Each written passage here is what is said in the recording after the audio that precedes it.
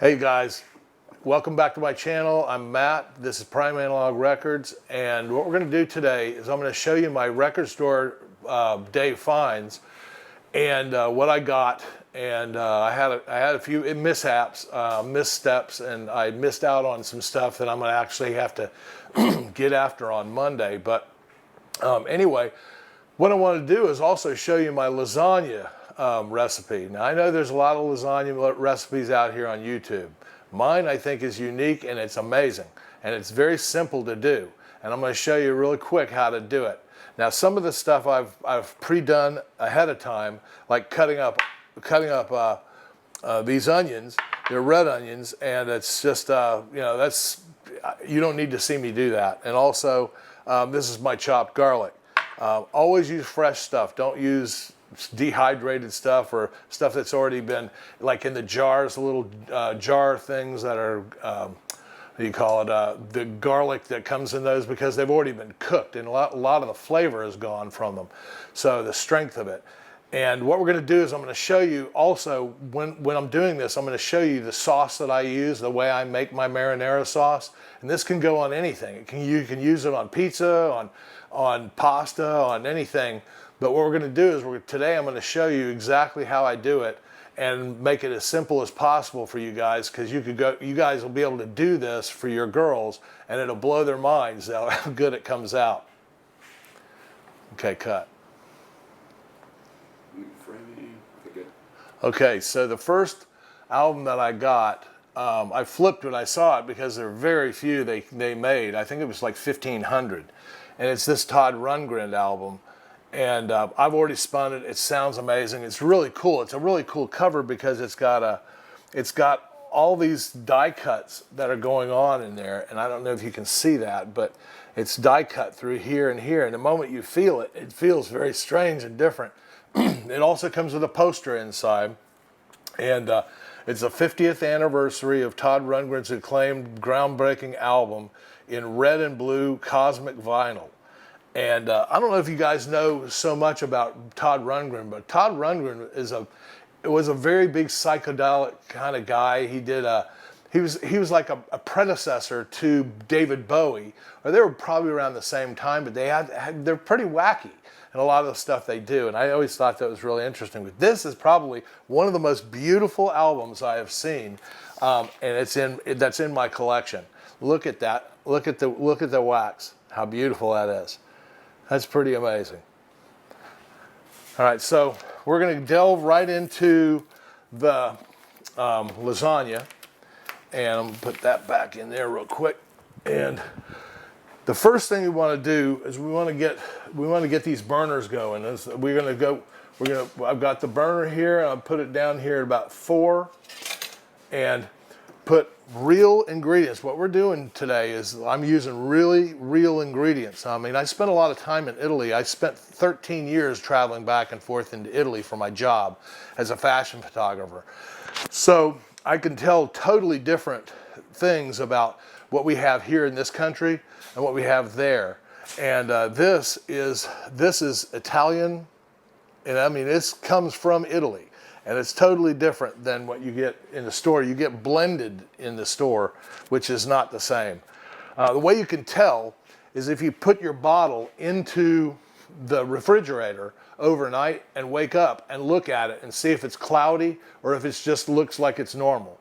And if it's cloudy, then you've got real olive oil there. All right, so I just put a good amount in here. And what we're going to do is we're going to sweat down these onions. I'm going to grab the onions. We're going to wait for a second with the this is half of an onion, half of a large onion. And I'm going to go from there. I'm going to put the garlic over here, but we're not going to put that in yet because we got to get this going.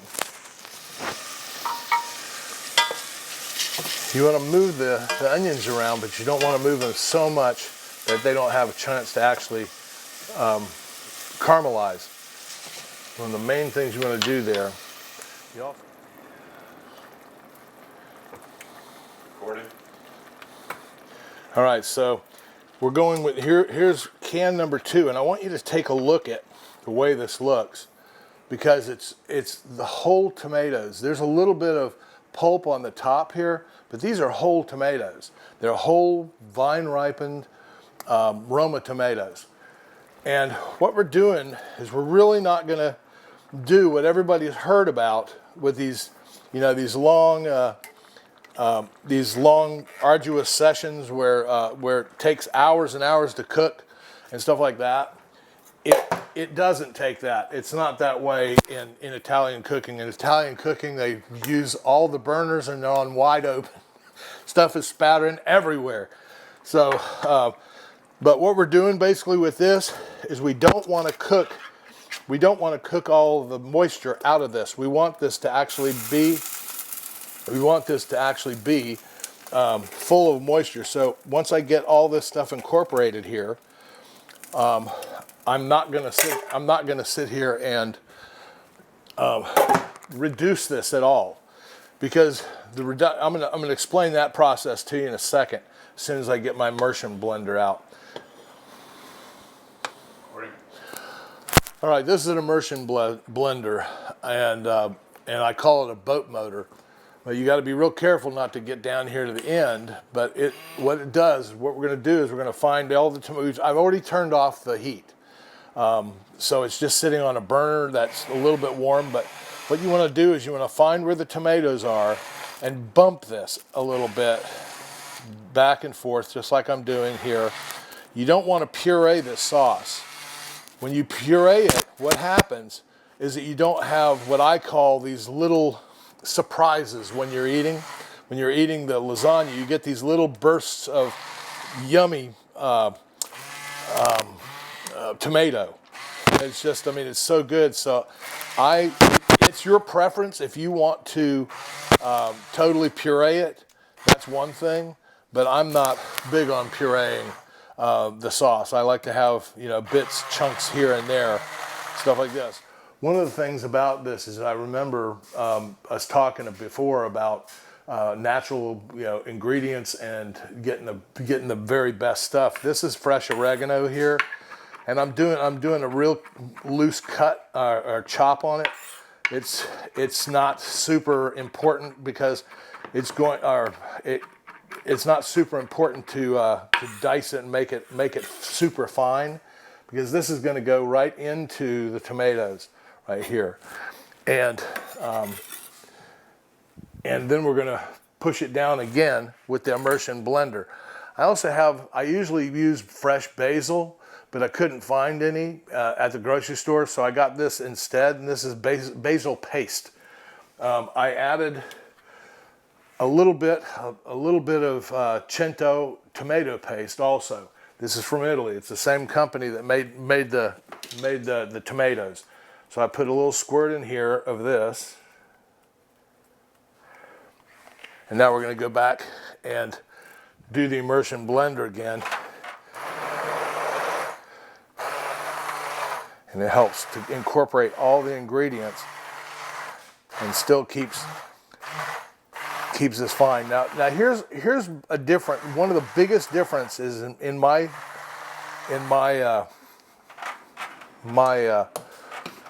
preparation is that in my way you don't parboil these noodles. Everybody gets these things and they parboil them, which is the wrong thing to do. The reason why is, in my experience, what happens is when you do that, it makes mushy noodles. And what you want to have is al dente. And the only way to do that is to make a very wet sauce like this is, and that's why you don't reduce it, because it's going to reduce while it's cooking, and it's going to be reducing through absorption of the water that's in the sauce into the noodles, and it's just the perfect amount every single time, and it comes out and it'll stand. You can cut it in a square and it'll stand up fine. It doesn't, like most people, they cut their lasagna and it just kind of mushes off to the side, and it doesn't with this. It thickens the sauce, and it also hydrates the noodles, so you don't need to parboil them. All right. So seeing, I don't know, that's not very hot. That's perfect, so we can actually get one. All right, another thing that makes my lasagna unique is that I don't use ground beef. Ground beef is tasteless, and you have to add a lot of stuff to make it taste good. What I use is mild Italian sausage. And if you can use the links and open it up, or if your butcher has it like this, you can get the bulk of it. I put 2 pounds and I don't salt it at all. I put it in just like this. And what you want to do is you want to definitely break it up before it browns, because it makes it a lot easier to deal with. So you'll see me do that in a second.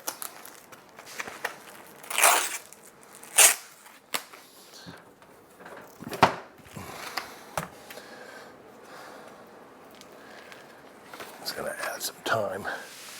I was really lucky to get this Bill Evans. These things were going like hotcakes, and I got the very last one at my store. It's called Bill Evans Treasures, and it's a three album set. It's really amazing. I've listened to a little bit of it. It's on black vinyl, and it's just his typical beautiful piano. So that was a real find. But here's one of the problems I've got going on with this record store today. They keep coming up with these crazy packaging things that they won't work in your regular sleeves. Look how thick that is. Look how thick that is. You just hold it out there and have to focus on it. Flip it upside down. Or flip it the other way so you can see it. Hit the spine, flip it this way. Oh, you want to be able to read it? Yeah. Okay.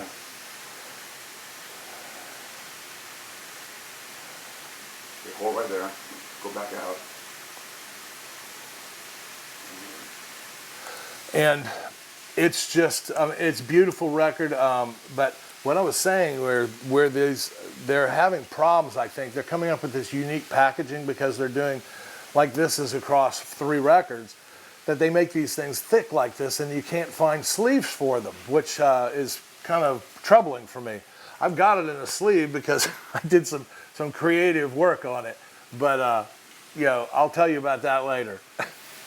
All right, another one that I got is this Billy Joel. It was back in 1975. Now, some of you guys aren't big Billy Joel fans, but I am, and especially his early stuff. When I saw this, of course, I had to have it.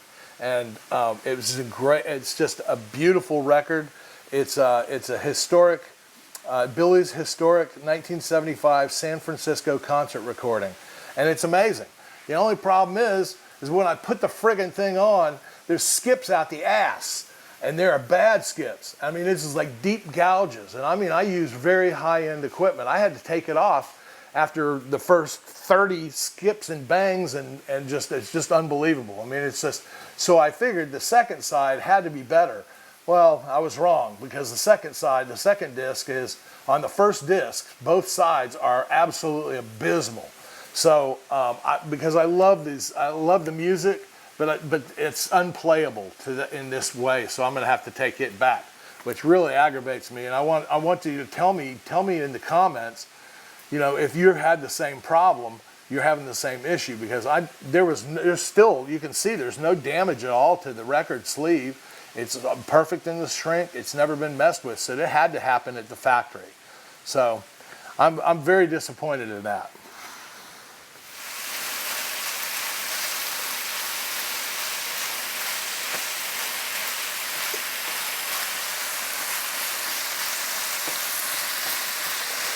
By the way, you really don't need the whole 2 pounds of the Italian sausage, but I tend to get into it a little bit, because after making it, I don't want to have to wait another hour and a half to actually eat some sausage.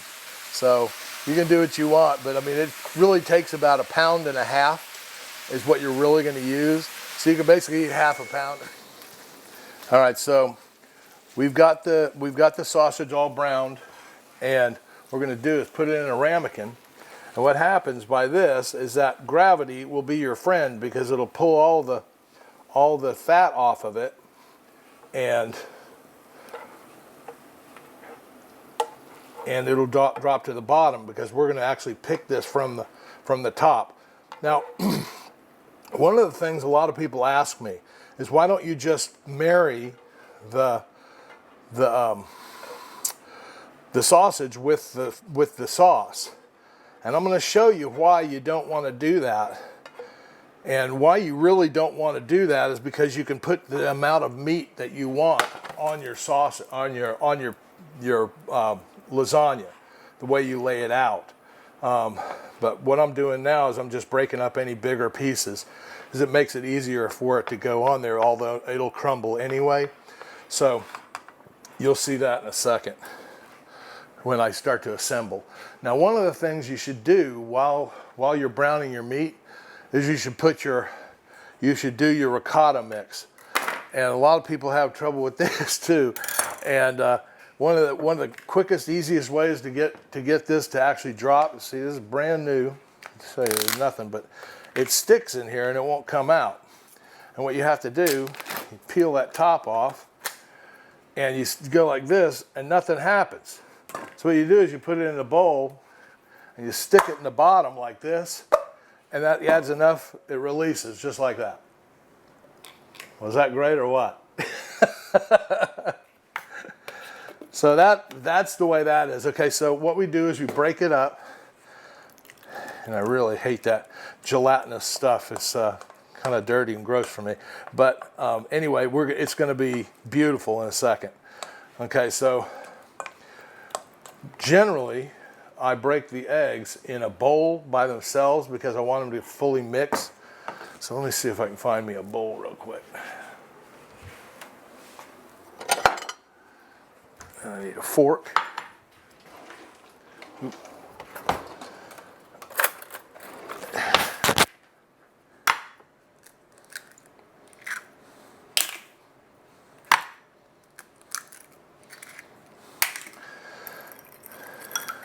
And I beat the eggs really good.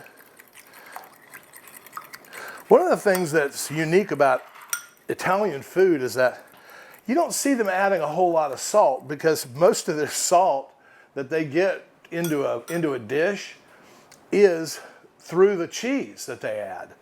And the cheese is got a good amount of salt in it. All right, so I've got the eggs done, and I put those 2 beaten eggs into the ricotta, and that'll help firm it all up. And now what we have to do is we're going to put Parmigiana Reggiano. And I did this just so we didn't have to wait through it, but this is all off of a big block that I have, and that's Italian too. If it doesn't look like that on the end, the rind, you don't have Parmigiana Reggiano. What you have is store-bought junk, and but this is the king of cheeses, and it's just a thing of beauty. It's incredible. And I mean, you can eat it, you can put it on almost everything. The only thing that Italians hate to see, and that's why I say that Olive Garden is far from Italian food, but they never put cheese, especially Parmigiana Reggiano, on any kind of fish or seafood.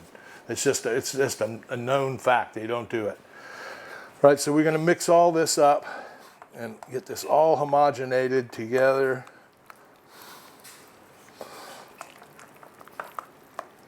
And this will form one of the main layers in between 2 of the meat layers.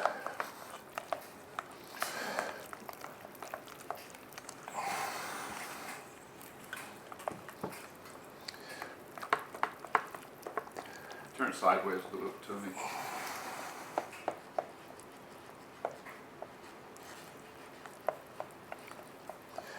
You'll know when you've got it. You'll know when you've got it all together, because you won't see any yellow from the egg yolk. It's all together like this. But that Parmigiana Reggiano we're going to put that on the top as well as mozzarella. But I'll grate that fresh on top. But that's where we're at right here. This is going to be one of our actually our center level on when we assemble everything. Okay, so that's next. 3, 2, 1. One of the things you always want to remember to do is to taste your sauce, and take a big bunch like that, and you can find out a lot. And you need to put some salt in there for sure. It's very sweet, when you use these tomatoes. And like I was saying before, most Italians, they don't put a whole lot of salt in things. That's just not what they do. So back, we incorporate this back, distribute that salt. Okay, and now it's time to assemble. What we're going to do is we're going to put a ladle or two on the bottom here. Now, I don't know if you guys have noticed, but I'm using a big, gigantic turkey. These are usually used for turkey, but when I make lasagna, I want to make it for a bunch of people, and it's a very communal kind of dish. So you want to make sure you have plenty for everybody, and by doing that, by having a big bunch like this, it makes it much easier to share it. It's pretty. That's why we did so much sauce. Okay, so the first thing we do is we're going to put down. After we did that, we're going to put down our noodles. And the way I do it is a length, like long, like this,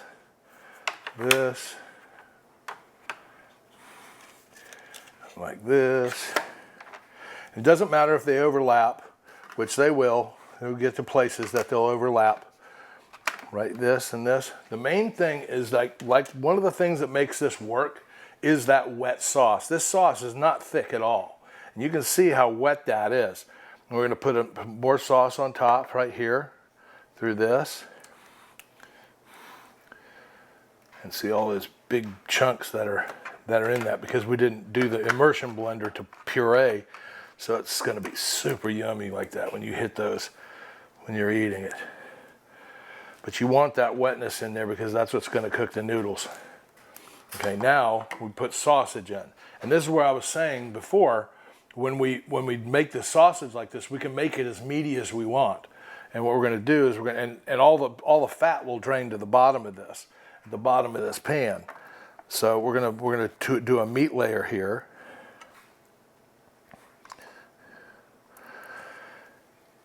And it's pretty simple. You just spread it all out, and just recognize that you're going to make one more meat layer, so you can actually make it as much as you want at certain places. But I try to cover everything around the pan, try to cover the whole surface, and this is going to be my second meat layer right here. So what we do now is we put down our lasagna noodles. Too long again. This long.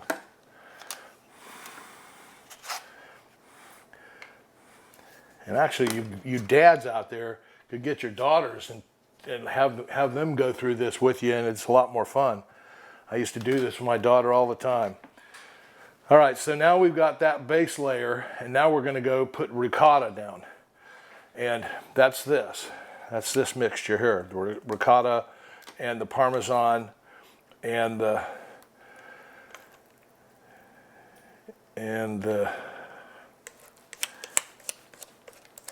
eggs, the egg mixture. All of this will stiffen up and hold it all together. It's like the glue that holds the middle layer of your lasagna. And you just want to spread it out very evenly again. You don't want it really thick in one place and thin in another. But I've found that that whole big thing of ricotta is basically everything you want. Some people put, at this point they put parsley or basil or whatever. You can do whatever you want. I mean, I'm just showing you the base of how I do it, and how I like it. And everybody who's had it really likes it this way. So like I said, we're going to spread that out nice and even. Okay, and there's that. Okay, that goes there. Okay, here we go with another layer. I'm going to have to open another box. Put a whole other layer down.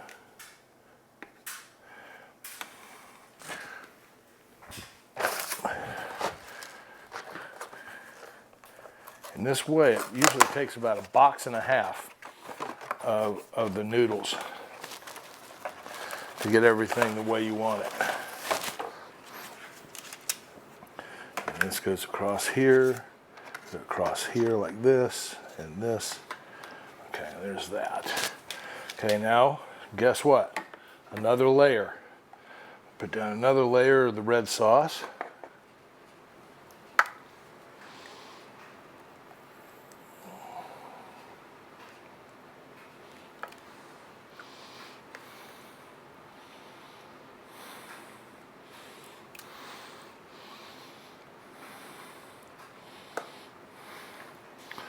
I'm going to try to get it as much as you can, even when you have looks like there's some crevices down here that are deeper, and between where you've put the noodles, and that needs to be filled, because remember, the moisture that's coming out of the sauce is going to make the noodles right.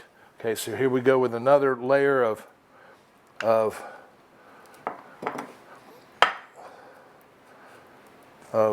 sausage.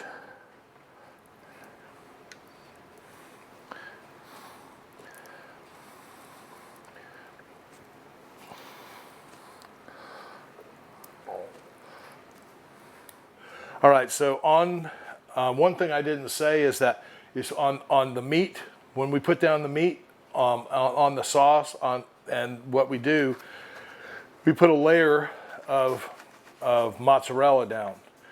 I know you didn't see me do that on the other one, on the other meat layer, but it was done through the through the skill of my wonderful cooking prowess. So we want to make sure that's very, very distributed here. We got some more over here.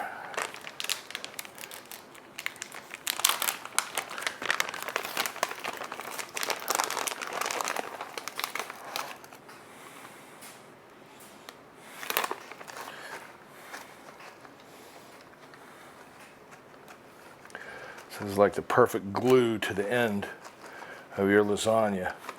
One thing while I'm thinking about it, make sure that when you pick this up, make sure you have to have something underneath, because you can't pick it up from the sides. The whole thing will crumble, and then you'll be in trouble, especially when you're pulling it out of the oven. So you have to support the bottom. All right, so we've got that done. What I always do is I take my Parmigiana Reggiano and I grate that over the top. My microplane.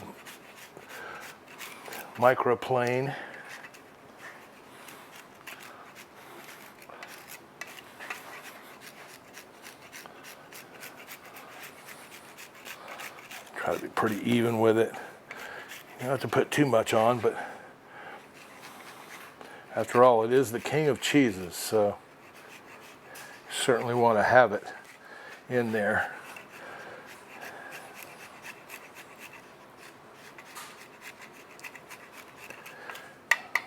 All right, that's it. Now, what we do, let me wash my hands real quick. What we want to do is we want to cover it up real tight. And the best way I've ever found so far is to use very wide foil like this. This is, what is it?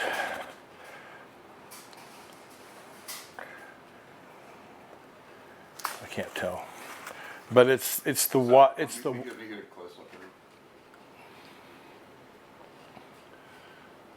it's the widest of the foils out there, I use it for barbecue, and I also use it here because you can actually get it all the way end to end, and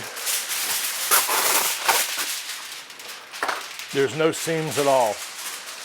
And that's of the utmost importance because you don't want any of the moisture to escape. The moisture is going to go into the noodles.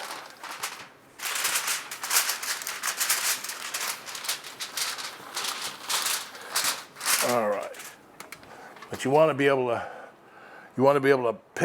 put your hand underneath like this to take care of the middle, because this thing's about 15 pounds.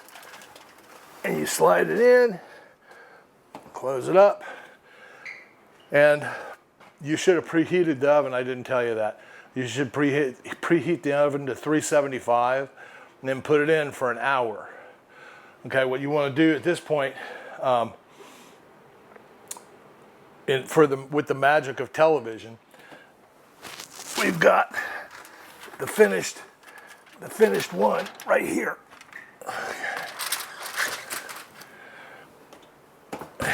And what you want to do is you want to let it cool for a while. And I would let it cool probably 30 minutes or so. But that's what it looks like when you're done. We're lucky. All right, so it's rested for, let's say, probably 20 minutes. So let me go ahead and cut it. I'll show you what it looks like when it comes out.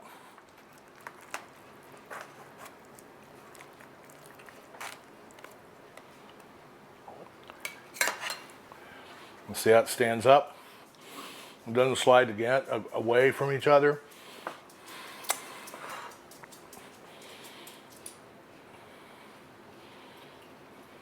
Get put it back down the ground and then pick it up.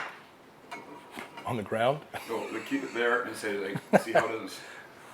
Say, just repeat what you just said right now. Okay, you see how it holds its shape and it doesn't shmooey down? It's because of that the noodles are perfectly al dente, and the actually on the ends are a little chewier, and which I absolutely love like this. But I think my cameraman's gonna enjoy the rest of it. All right, so let me show you one more record that I got the other day at Record Store Day, and I really love it. I kicked around getting another live album, but this is very unique. And you guys, there's a lot of you who've got it already, but it's great. It's a great album. This is a 1993 concert, and it's Van Hagar, and it's the packaging's beautifully done. It's 4 albums, and it's beautiful. I listened to it, and it was really funny because the very first song, Pound Cake, was a little wonky because it sounds like the board was clipping. It doesn't sound really good, but once it gets past that, it really starts to mellow out, and it's really great. I mean, it's like I didn't even turn it up through Pound Cake, and all of a sudden when it started to sound really good, I turned it up and I listened to the whole thing last night. It's beautiful red vinyl. I've got 2 criticisms about it. See, there's the red vinyl. And one of the main things that I have to criticize about this is that once again we have this weird packaging that is impossible to put a sleeve on it. I mean, look at the thickness of this. It's really thick. I mean, it's super thick. And I do love that it's like this, and I love the way it's set up, but I always like to put sleeves and everything on all my records, especially like this. But I'm gonna have to dig around. I don't know if there's anything out there for that. Let me know in the comments if you know of anything that'll work. But none of the sleeves that I have will work. So anyway, that's all I've got for you guys today. I hope you enjoyed it. It's a little bit different than what we usually do on the VC, but try that recipe, and if you got kids, get them involved in cooking. It's a really great way of bonding. Okay? We'll see you later. All my best.